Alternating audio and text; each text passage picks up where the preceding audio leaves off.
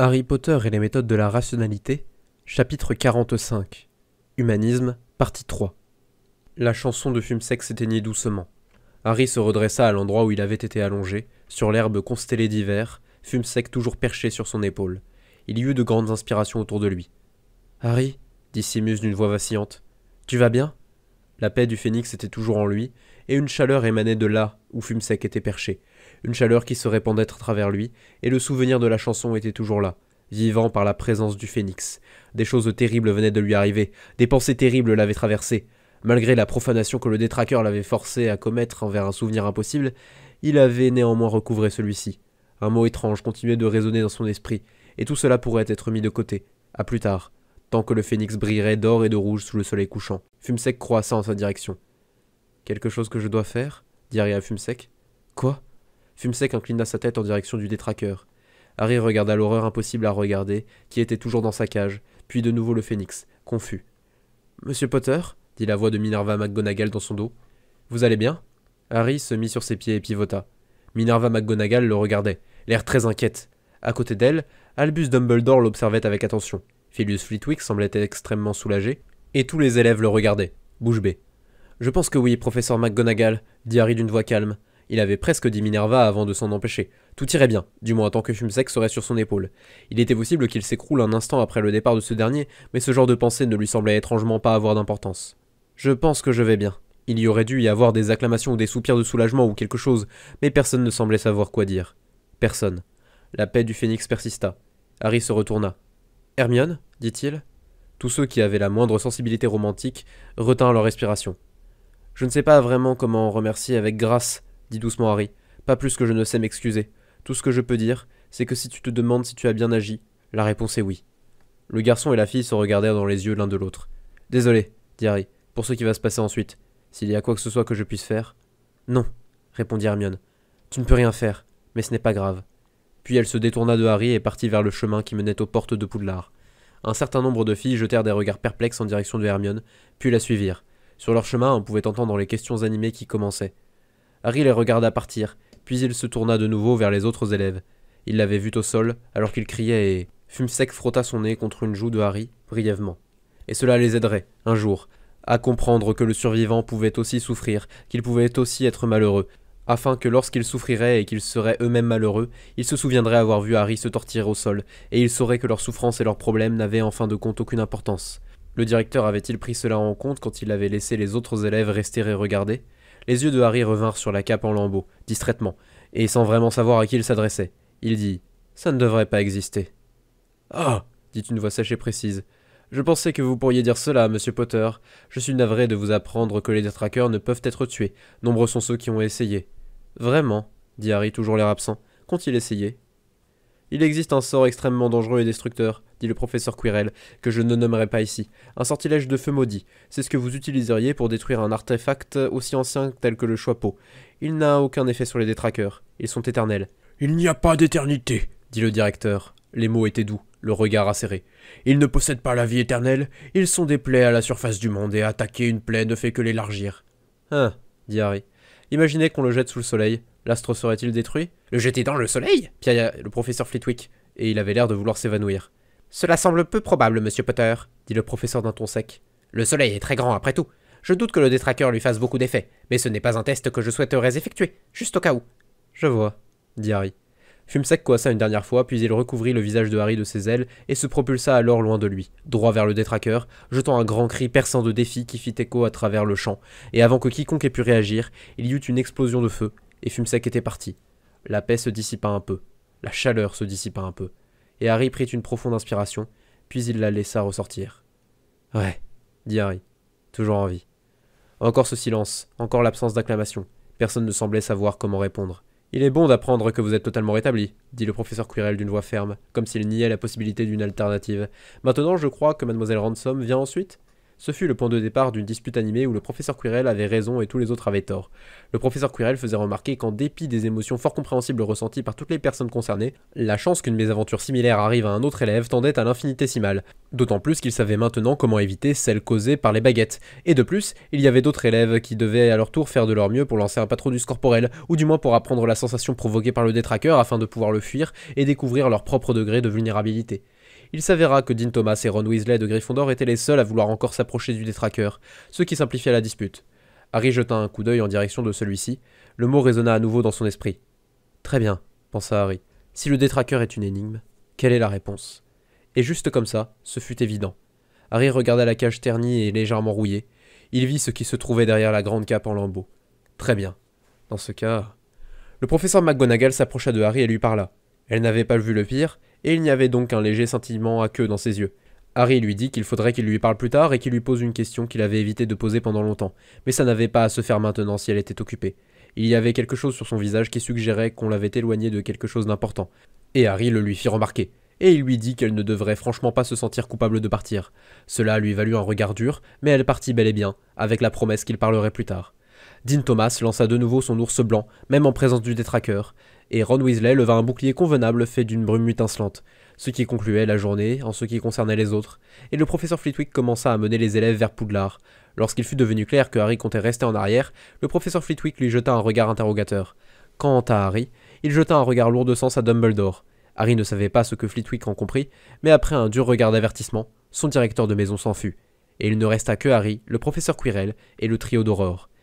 Il aurait mieux valu commencer par se débarrasser du trio, mais Harry n'arrivait pas à trouver un bon moyen d'y parvenir. « Très bien, dit l'Aurore Komodo, ramenons-le. »« Excusez-moi, dit Harry, j'aimerais réessayer le détraqueur. » La requête de Harry rencontra une dose d'opposition, de celle du genre « Mais vous êtes complètement cinglé !» même si l'Aurore Butnaru fut le seul à le dire à voix haute. « Fumsec m'a dit de le faire, dit Harry. Cela ne surmonta pas toute l'opposition, malgré l'expression choquée qui apparut sur le visage de Dumbledore. Le débat continua, et cela commença à ronger une partie de ce qui restait de la paix du Phénix. Ce qui agaça Harry, mais un peu seulement. « Écoutez, dit Harry, je suis presque sûr de savoir ce que j'ai mal fait la dernière fois. Il existe des gens qui doivent utiliser un autre genre de pensée heureuse. Laissez-moi juste essayer, d'accord ?» Cela ne fut pas persuasif. « Je pense, dit enfin le professeur Quirrell en regardant Harry avec des yeux froids, que si nous ne le laissons pas le faire sous supervision, il pourrait bien à un moment ou un autre nous fausser compagnie et chercher un détraqueur seul. Vous accuserais-je faussement, monsieur Potter ?» Il y eut une pause horrifiée. Cela semblait un bon moment pour jouer l'atout qu'il avait gardé dans sa manche. « Ça ne me dérange pas que le directeur garde son patronus, dit Harry, car je serai tout autant en présence du détraqueur, patronus ou pas. » Cela fut accueilli par une grande confusion. Même le professeur Quirrell semblait perplexe, mais le directeur finit par accepter, puisqu'il semblait peu probable que Harry puisse être atteint à travers 4 patronus. « Si le détraqueur ne pouvait traverser votre patronus d'une façon ou d'une autre, Albus Dumbledore, vous ne verriez pas un homme nu et douloureux à regarder. » Harry ne le dit pas à voix haute, pour des raisons évidentes, et ils commencèrent à marcher vers le détraqueur. « Professeur, dit Harry, imaginons que la porte de Serdaigle vous pose cette énigme. Qu'est-ce qui se trouve au centre du détraqueur? Que diriez-vous »« La peur, dit le directeur. C'était une erreur facile à commettre. Le détraqueur approchait et la peur vous englobait. La peur faisait mal. Vous la sentiez vous affaiblir, vous vouliez qu'elle s'en aille. Il était naturel de penser que la peur était le problème. Alors vous décidiez que le détraqueur était une pure créature de peur, qu'il n'y avait rien à craindre sinon la peur elle-même, que le détraqueur ne pouvait pas vous faire de mal si vous n'aviez pas peur. Mais qu'est-ce qui se trouve au centre d'un détraqueur? La peur. Qu'est-ce qui est tellement horrible que l'esprit refuse de le voir? La peur. Qu'est-ce qu'on ne peut pas tuer? La peur. Ça ne collait pas vraiment quand on y réfléchissait. Même si la raison pour laquelle les gens seraient réticents à regarder au-delà de la peur était assez claire. Les gens comprenaient la peur. Les gens savaient ce qu'ils étaient censés faire face à la peur. Alors face à un détraqueur, il ne serait pas tout à fait réconfortant de se demander « Et si la peur était juste un effet collatéral plutôt que le problème principal ?» Ils étaient maintenant très près de la cage du détraqueur, gardée par 4 patronus, et il y eut soudain 4 inspirations courtes venant des 3 aurores et du professeur Quirrell. Tous les visages se tournèrent vers le détraqueur et semblèrent écouter. Il y avait de l'horreur sur le visage de l'aurore Gorianoff. Puis le professeur Quirrell leva la tête, le visage dur, et il cracha en direction du détraqueur. « Je suppose qu'il n'a pas aimé voir sa proie lui être enlevée, » dit Dumbledore d'une voix douce. « Eh bien, si cela devient nécessaire, Quirinus, Poudlard vous offrira toujours refuge. »« Qu'a-t-il dit » dit Harry. Toutes les têtes se tournèrent vers lui. « Tu ne l'as pas entendu ?» Harry secoua sa tête. « Il m'a dit, dit le professeur Quirrell, qu'il me connaissait, et qu'il me pourchasserait un jour, ou que je me cache. » Son visage était rigide, et n'exprimait aucune peur. « Ah, dit Harry, je m'inquiéterai pas pour ça, professeur Quirrell. Ce n'est pas comme si les détraqueurs pouvaient vraiment parler ou penser, leur structure est empruntée à votre esprit et à ce à quoi vous vous attendez. Maintenant, tout le monde lui jetait des regards très bizarres. Les aurores se jetaient des coups d'œil nerveux les uns aux autres, et aux détraqueurs, et à Harry. Et ils se tinrent directement en face de la cage du détraqueur. « Il existe des blessures dans le monde, » dit Harry. « C'est une pure conjecture, mais j'imagine que c'est Godric Gryffondor qui a dit ça. »« Oui, dit Dumbledore. « Comment l'as-tu su ?»« On croit souvent, à tort, pensa Harry, que tous les meilleurs rationalistes sont répartis à Serdaigle, n'en laissant aucun pour les autres maisons. Ce n'est pas le cas. Être réparti à Serdaigle indique que votre vertu la plus forte est la curiosité, la capacité à s'interroger et à trouver la vraie réponse. Et ce n'est pas la seule vertu dont un rationaliste a besoin. Parfois, il faut travailler dur sur un problème, et s'y atteler pendant longtemps. Parfois, il faut trouver un plan malin qui permet d'obtenir la réponse. Et, parfois, ce dont vous avez le plus besoin pour voir une réponse, c'est le courage d'y faire face. Le regard de Harry alla vers ceux qui se trouvaient sous la cape, vers l'horreur bien pire que n'importe quelle momie pourrissante. Rowena Serdaigle aurait pu le savoir, elle aussi, car c'était une énigme évidente une fois qu'on le voyait comme une énigme. Et la raison pour laquelle les Patronus étaient des animaux était elle aussi évidente. Les animaux ne savaient pas, et ils étaient donc à l'abri de la peur. Mais Harry savait, et il saurait toujours, et il ne pourrait jamais oublier. Il avait essayé de s'enseigner à faire face à la réalité sans faillir. Et même s'il n'était pas encore devenu maître de cet art, ces sillons avaient quand même été creusés dans son esprit, ce réflexe acquis de regarder vers le douloureux plutôt que de s'en détourner. Harry ne serait jamais capable d'oublier en ayant des pensées heureuses à propos d'autre chose, et c'est pour cela que le sort n'avait pas fonctionné pour lui. Alors Harry aurait une pensée heureuse qui n'était pas à propos d'autre chose. Il leva sa baguette, que le professeur Flitwick lui avait rendue, et mit ses pieds dans la pose de départ du Patronus. En son esprit, Harry abandonna les derniers restes de la paix du phénix. Il mit le calme et la sensation de sommeil éveillé de côté. Il préféra se souvenir du cri perçant de fume sec, et il se prépara à la bataille. Il demanda à toutes les parties de son être de s'éveiller. Il assembla en lui-même toute la force que le charme du Patronus pourrait jamais puiser. Il se mit dans l'état d'esprit qui conviendrait à la pensée heureuse finale. Il se souvint de toutes les choses radieuses. Les livres que son père lui avait achetés, le sourire de maman quand Harry lui avait fabriqué une carte pour la fête des mères, un objet complexe qui avait utilisé près d'un quart de kilo de pièces électroniques détachées trouvées dans le garage et qui allumait des lumières et qui jouait une petite chanson, et qu'il avait mis 3 jours à construire. Le professeur McGonagall qui lui disait que ses parents étaient morts dignement en le protégeant. Et il l'avait fait, sans rendre compte que Hermione tenait sa cadence et courait même plus vite que lui, qu'ils pourraient être de véritables rivaux et amis. Ruser Draco pour qu'il sorte des ténèbres, le regarder se déplacer lentement vers la lumière. Neville et Simus et Lavandedine et tous ceux qui l'admiraient, tous ceux pour qui il se serait battu, pour les protéger si quoi que ce soit menaçait Poudlard. Tout ce qui rendait la vie digne d'être vécue. Sa baguette se mit en position pour le Patronus. Harry pensa aux étoiles, à l'image qui avait presque retenu le détraqueur, même sans Patronus. Sauf que cette fois, Harry ajouta l'ingrédient manquant. Il ne l'avait jamais vraiment observé, mais il avait vu les images et la vidéo. La Terre d'un bleu éclatant, avec du blanc venu de la lumière solaire qu'elle réfléchissait, suspendue dans l'espace, au milieu du vide noir et des points de lumière brillants. Elle appartenait à cet endroit, à cette image, parce que c'était ça qui donnait du sens à tout le reste. La Terre était ce qui donnait du sens aux étoiles, qui faisait d'elle plus que des réactions de fusions incontrôlées, parce que c'était la Terre qui coloniserait un jour la galaxie et répondrait à la promesse du ciel nocturne. Serait-il encore infesté de détraqueurs ? Les enfants des enfants des enfants, les lointains descendants de l'humanité, pendant leur voyage d'étoile en étoile ? Non. Bien sûr que non. Les détraqueurs n'étaient que de petites nuisances, qui, à la lumière de cette promesse, devenaient dérisoires, jusqu'à ne plus exister. Pas intuables, pas invincibles, loin de là. Il fallait supporter les petites nuisances si on était l'un des rares chanceux et malchanceux à être né sur Terre, sur l'ancienne Terre, comme on se souviendrait un jour d'elle. Cela aussi faisait partie du sens qu'il y avait à être en vie, si l'on faisait partie de la petite poignée d'êtres sentients nés au début de toute chose, avant que la vie intelligente n'ait encore acquis tout son pouvoir. Le futur, bien plus vaste, dépendait de ce que vous faisiez ici, maintenant, au plus précoce jour de l'aube, alors qu'il y avait encore tant de ténèbres à combattre et des nuisances temporaires telles que les détraqueurs. Maman et papa, l'amitié de Hermione et le voyage de Draco, Neville et Simus, et Lavande et Dean, le ciel bleu et le soleil brillant et toutes les choses radieuses. La terre, les étoiles, la promesse, tout ce que l'humanité était et tout ce qu'elle deviendrait. Sur la baguette, les doigts de Harry prirent la position initiale. Il était prêt maintenant. Prêt à penser le bon genre de pensée heureuse. Et ses yeux regardèrent droit vers ce qui était sous la cape en lambeaux, droit vers ce qui avait été nommé détraqueur, le néant, le vide, le trou dans l'univers, l'absence de couleur et l'espace, le drain ouvert à travers lequel la chaleur se déversait hors du monde. La peur qu'il exudait volait toutes les pensées heureuses, sa proximité drainait votre pouvoir et vos forces, son baiser détruisait tout ce que vous étiez. « Je te connais à présent », pensa Harry. Tandis que sa main s'inclinait 1 fois, 2 fois, 3 fois et 4 fois, tandis que ses doigts glissaient des distances exactes. Je comprends ta nature. Tu symbolises la mort. Par une loi de la magie, tu es une ombre que la mort projette sur le monde.